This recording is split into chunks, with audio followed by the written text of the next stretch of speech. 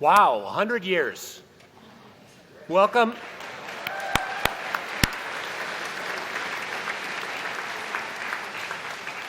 Welcome to the Academic Convocation, officially beginning the 2016-2017 academic year at Providence College. It's a particularly momentous occasion this year, as today marks the beginning of our centennial celebration and a series of events that are in the making. My name is Hugh Lena. I'm the Provost and Senior Vice President for Academic Affairs, and I appreciate your presence this afternoon as we welcome the class of 2020. Our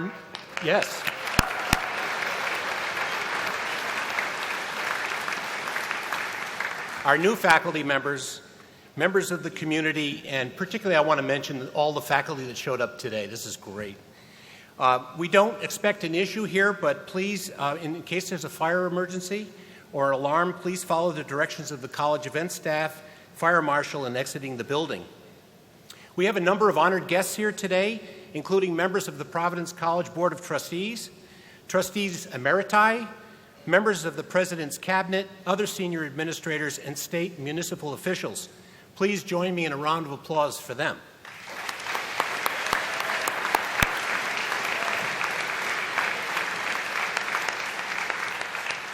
While today does begin a year-long celebration rooted in the remarkable history of Providence College, it's also about new beginnings, especially for those faculty members who are joining us and the students who are also joining us this week. We've planned a dinner for tonight at which our new professors will be recognized and introduced. That's always a wonderful occasion, and I'm looking forward to it. This afternoon event brings us together as a community for the class of 2020 for the first time. So let us, for a moment, describe this class. It has right now 1,061 students, unless we lost one today. 54% of you are women. Your average high school recalculated GPA is 3.41. 9 of you were valedictorians.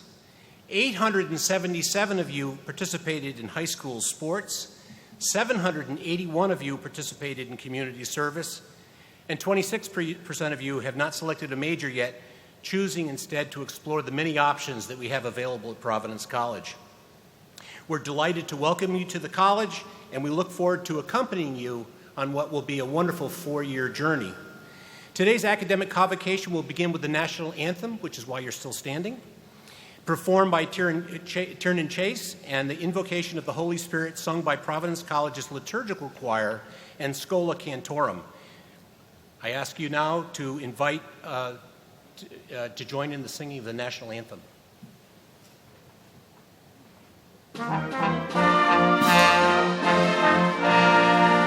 Father,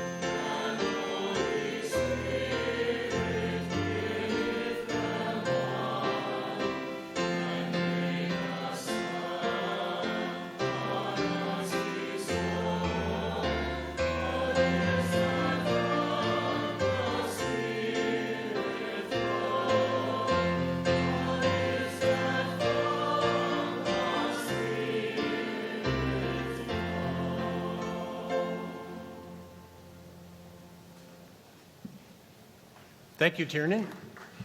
And liturgical choir, I'm going to introduce you in just a second. You may be seated. At every major celebration in life, we begin and end with a prayer. In our 100th year, it seems only fitting that we look outward to the community of which we are part to help us celebrate, remember, and even pray. I have the pleasure of welcoming Rabbi Wayne Franklin to the podium, someone who is no stranger to Providence College. Rabbi Franklin was instrumental in helping the college begin its theological exchange between Catholics and Jews several years ago. He currently serves with several members of the PC faculty on the Rhode Island Jewish Catholic Dialogue Group. His presence here among us is a testimony to the long-standing relationship that Providence College has had with the Jewish community of Rhode Island over the last 100 years. Rabbi Franklin, would you please lead us in an invocation, God's blessing?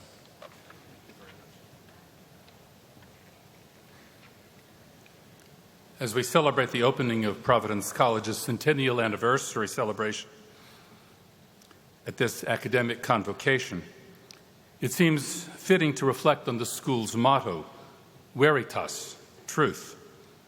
Among the many goals of a higher education is the pursuit of truth in all its complexity. The prophet Zechariah promised the ancient Israelites that their world would be transformed from sorrow and fasting to joy. And to achieve that transformation, he urged his listeners to love truth and peace. In Hebrew, ha'emet v'hashalom ehavu. Truth, according to the prophet, is the key to peace. Many centuries later, the medieval Jewish philosopher Moses Maimonides taught his students to accept the truth from whosoever speaks it. He himself reached beyond his own world by incorporating teachings of Aristotle to expand the horizons of our Jewish tradition. On this day of celebration, we give thanks to you, O God, for inspiring the faculty and students of Providence College to pursue the truth from the college's rich Dominican heritage, from the wisdom of the Jewish and other traditions where truth may be discovered as well. Bless this college, its administrators, its teachers, and its students as it continues to build upon its distinguished history of hospitality to a diverse student body and faculty. God of all humankind, inspire everyone here who is engaged in the pursuit of knowledge and wisdom to seek the truth from everyone who teaches it. May Zechariah's words be our guide. Ha'emet v'hashalom ehavu, love, truth, and peace. And may the students who learn and grow here become tomorrow's leaders in the quest for peace that flows from discerning the truth. Amen.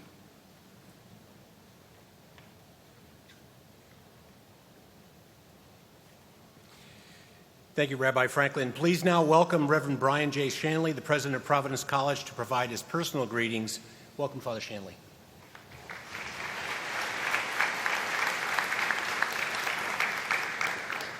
Thank you, Dr. Lena. I still teach one course in the fall.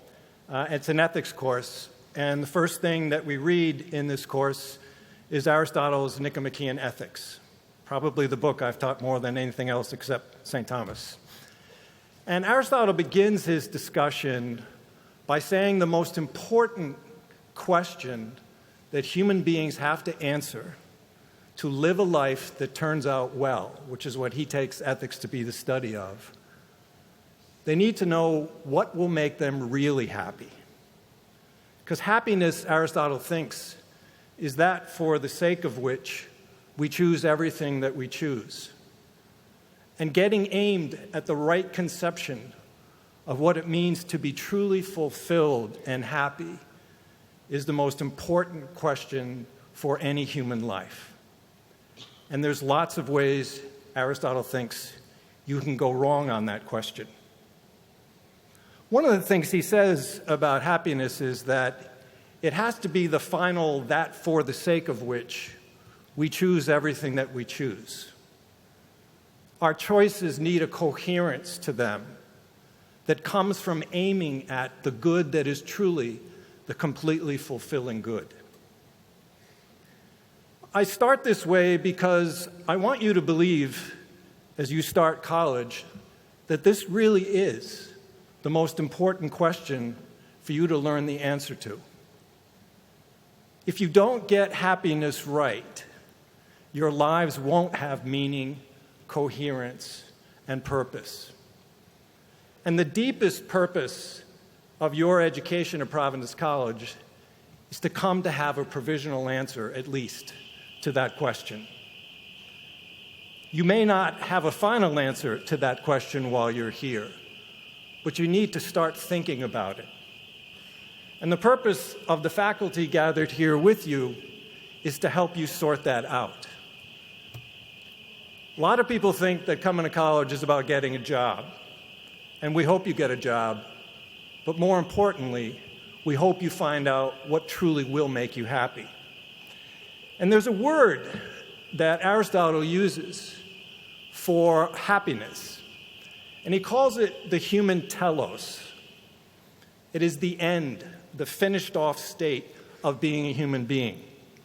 And it's a word you don't see a lot of. You probably never heard it before. But lo and behold, the next morning, I pick up the New York Times, for which Mr. Christoph writes, and one of his colleagues, David Brooks, has an article about your generation. And he begins by making the commonplace observation, in case you don't know it, people think you're the least resilient generation that's come along in a long time. And in fact, we're going to have a speaker here this fall that wrote a famous article about the coddling of the American mind that goes on in colleges and universities. And Brooks's piece is about why is it that your generation, at least in the eyes of some people, are not as morally and emotionally resilient as you could be. And in his article, he ends up saying, people are much stronger than they think they are in pursuit of their telos, their purpose for living. I have never seen the word telos in the New York Times before. I may have missed it. But Brooks uses that Aristotelian word and says that what gives resilience to a life is a sense of purpose. And that the most important gift, therefore, that we can give you in your 4 years at Providence College is a purpose or a telos. Brooks goes on to say, we are all fragile when we don't know what our purpose is, when we haven't thrown ourselves with abandon into a social role, when we haven't committed ourselves to certain people, when we feel like a swimmer in an ocean without an edge. If you really want people to be tough, make them idealistic for some cause. Make them tender for some other person. Make them committed to some worldview that puts today's temporary pain in the context of a larger hope. Here's my favorite line. Emotional fragility seems like a psychological problem, but it has only a philosophical answer. People are really tough only after they have taken a leap of faith for some truth or mission or love. Once they've done that, they can withstand a lot. That's our goal for you in your 4 years, to come to have a deep sense of purpose about your lives, to come to care passionately about the most important things in your lives, to care deeply about other people. And our hope is, over the next 4 years, we can help you find that purpose. That's what we're here to do. And in finding that purpose, you will find your telos, and you will find that you're a lot tougher than a lot of people make you out to be. May God bless you in your 4 years here at Providence College.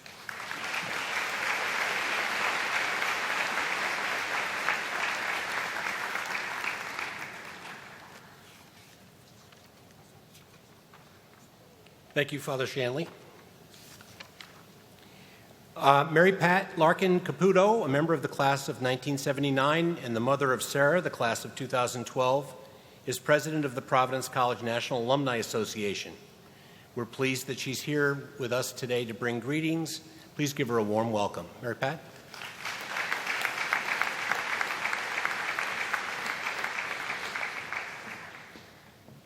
Thank you, Dr. Lita. Good afternoon, Father Shanley, administrators, members of the faculty and staff, guests, alumni, and students. I'm delighted to bring greetings on behalf of the 55,000 members of the National Alumni Association, with alumni located throughout the country and now around the world. It's an honor to represent them as you start to begin your new academic year. I'm particularly excited to welcome the new students and faculty members to the Friar family. Please know that from this point on, you are forever a Friar. I promise that these 3 words will take on a very special meaning for you.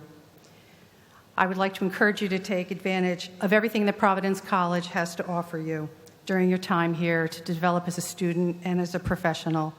You've arrived at a very special time in the college's history as PC kicks off its 100th anniversary celebration today. I strongly encourage you to spend time meeting new people and building lasting relationships.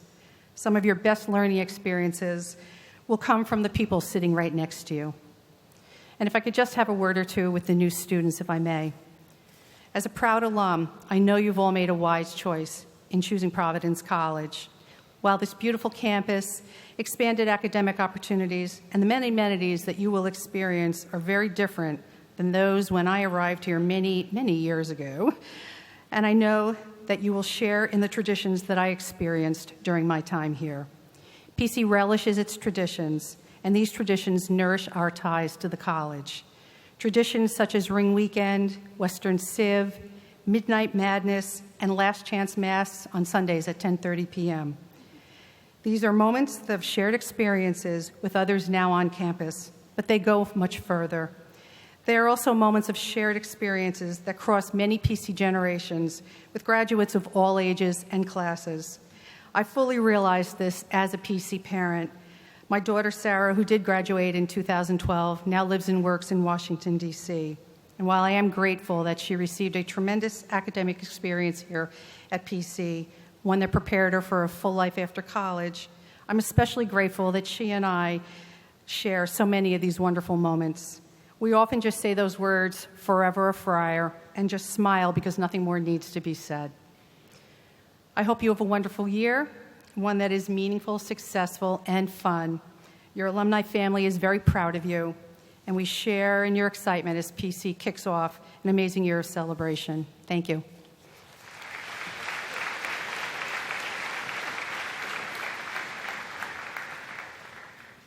Thank you, Mary Pat. She's a great alumni representative. We even had class together a number of years ago. I won't say how many. Andrew Conrath, a senior health policy and management major and a computer science minor, serves as the president of Student Congress, and he's with us today to bring greetings on behalf of the undergraduate student community. Andrew?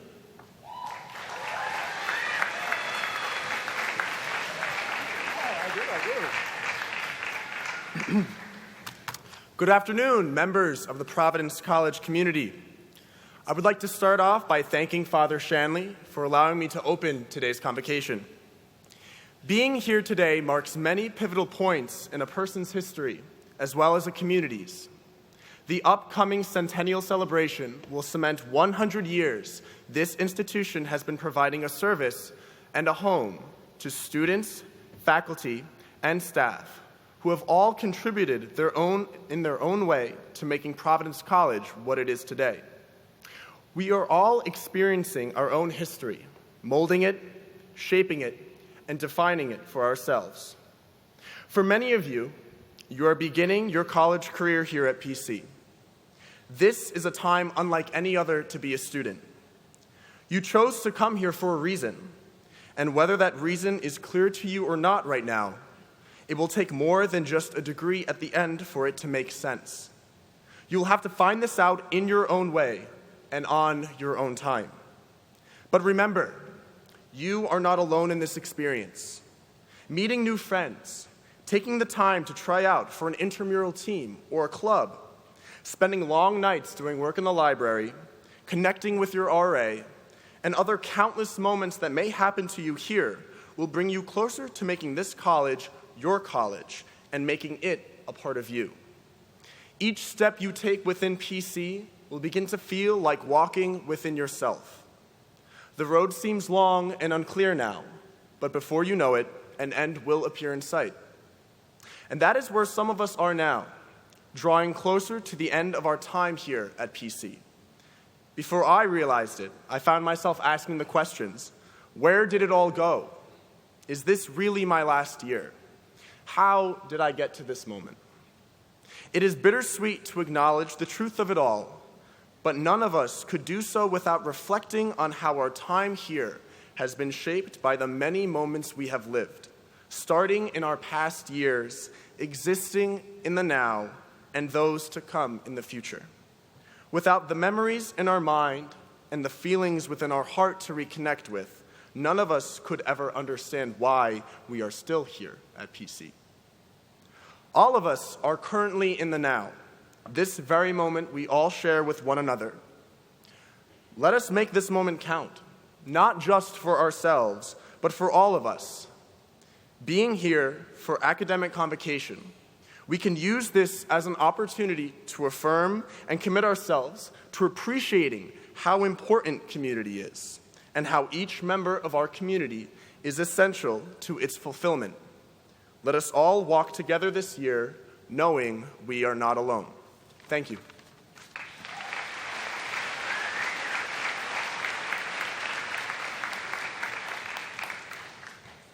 Thank you, Andrew. I now have the distinct pleasure of welcoming our 20 new full-time faculty members to Providence College. As I call your names, please rise and remain standing so we can welcome you, and I'd ask you all to hold your applause until we've introduced the entire group. First, Dr. Ping Joshua Ang, Department of Economics. Could you stand? There you are. Dr. Aislinn Bateva in Sociology. Dr. James D. Campbell in Economics. Dr. Maria Carroll, in Chemistry. Dr. Eric Gust in Engineering Physics Systems. Dr. Paul Heron in Political Science. Dr. Stephen Kuzlius, Accountancy. Dr. Martha Lang in Sociology. Dr. Mahari Leonard Fleckman in Theology.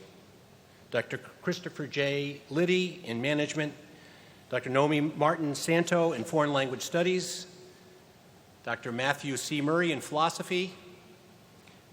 Ms. Roberta D. Powell in Health Policy and Management. Dr. Peter Rogers in the Library. Dr. Joseph Silva in Art and Art History. Dr. Arachi Sirinavathan, Management. Dr. Jessica Tabak in English. Dr. Stephen Wixel, in Biology. Lieutenant Colonel Christopher W. Wingate, who's our new Professor of Military Science. And Dr. Chun Yi, who's in the English Department. Please give them applause.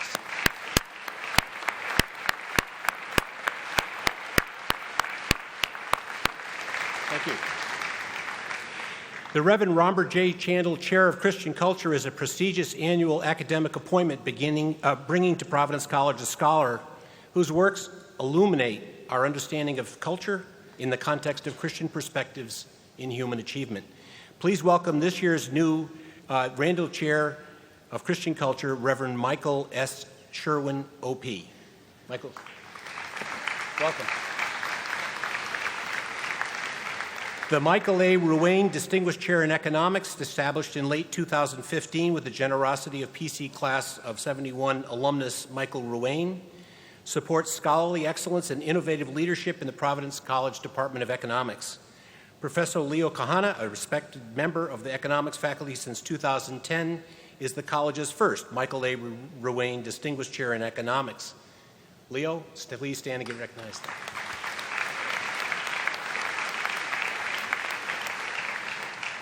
And another distinguished member of our faculty is the recipient of the college's 14th Joseph R. Ochino Faculty Teaching Award. The award was established in 2012 by Class of 46 alumnus John Acino and Jean Acino, his wife. Dr. Julia Jordan Zachary, a faculty member since 2008, who's director of our Black Studies program and professor of Public and Community Service Studies. Dr. Jordan Zachary, may I please ask you to rise? You here?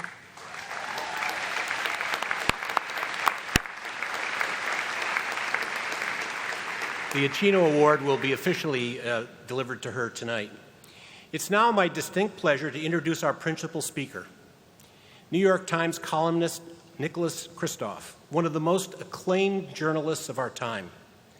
Mr. Kristof has traveled to more than 150 countries, has lived on 4 continents, and has pursued with zeal reporting and commentary that give voice to the voiceless. His work has brought Mr. Kristof to war zones, to places where dread disease run rampant, and to some of the world's most remote locations.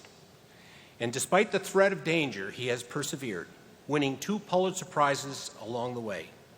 He shares one of those Pulitzers with his wife, Cheryl Wu Dunn, making them the first husband and wife team to win journalism's most prized award. Together, they've written 4 best-selling books. In keeping with his commitment to human rights and empowerment of the marginalized, Mr. Kristof has written several times about Malala, someone we've been reading about, familiar to all of us through this year's Common Reading program, telling her compelling story with as much eloquence and passion as anyone. The first New York Times website blogger, Mr. Kristof is also something of a journalistic social media pioneer, having accumulated more than 3 million followers across various channels. He also serves on the boards of Harvard University and the Association of American Scholars. We scarcely could have found a more accomplished or appropriate